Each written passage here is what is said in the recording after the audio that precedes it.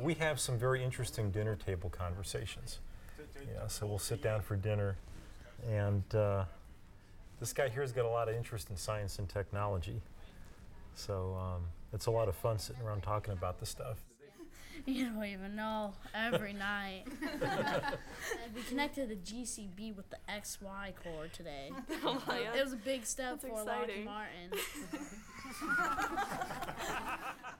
I'm really proud of what he does. I'm really excited for the launch, and really want to see what comes out of this. I think we're looking at good things. Yeah, I'm interested to see if they find any living organisms in the dirt or soil samples or anything like that. I think that should be interesting.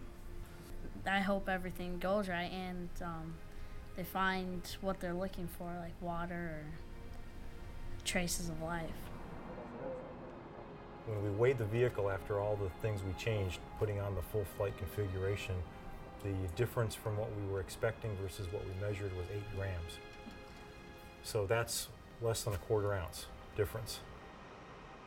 After you launch it, there's always a period of discovery when you're learning how your spacecraft that you've worked on for 4 years really behaves when it leaves the nest. As you get closer to landing day on May 25th of next year, and all of the urgency and all the excitement starts to build all over again. It's almost like going through launch again. Blastoff is scheduled for August 3rd, but the destiny of the launch itself is out of the hands of the engineers, scientists, and technicians, and at the whim of the weather. Lightning during scheduled fueling causes a 24-hour delay. The team takes the news on this momentous day in stride. You know, it's 4 years today that we were accepted on this project, our proposal finally accepted, and here we are, ready to accomplish all the goals we set out in our proposal. We are ready for Mars. I am an optimist. I am extraordinarily confident. I know the team that put together all the pieces of this spacecraft. I know every one of those people, and I am truly confident that they have done a fabulous job, that Phoenix is ready to go to Mars.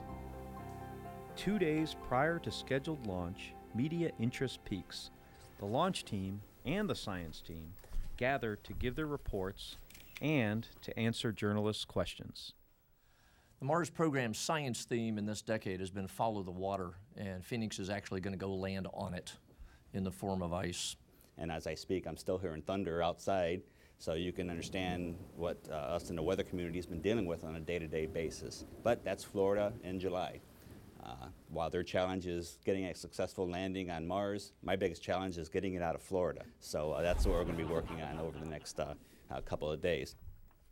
Part of the way that you control and improve the success of the landing event is to control your horizontal velocity, right? And that's really probably the key thing for the touchdown event. These things working together will detect the samples that are in the oven and characterize them kind of in the same way that if you're baking chocolate chip cookies in your kitchen at home, essentially anyone walking into the kitchen can immediately sniff and tell exactly what's in the oven. This is the entire mecca. Now, I remember as a kid we'd play 20 questions and you'd always ask, is it bigger than a bread box? About the size of a bread box, but sort of squatter than a bread box, a little bit shorter. And it's important to note that we found a place that minimizes the risk associated with landing because we're in a program of Mars exploration. So using Mars Global Surveyor data, Mars Odyssey data, and very importantly, the Mars Reconnaissance Orbiter high-rise images, we now have a database of 5 million rocks. Some reporters have studied the mission more than others.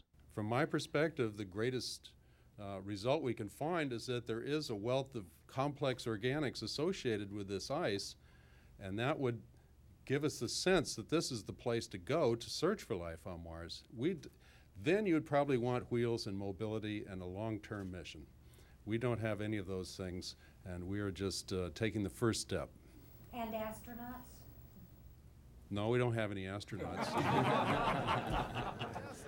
Even for the veteran scientists, the main concern remains those few minutes when Phoenix escapes its earthly bonds. 6 inches of soil, which should be...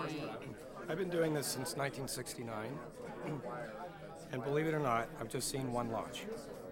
The launch, when it leaves, you're still worried about or concerned, in fact, that the upper stages are going to work.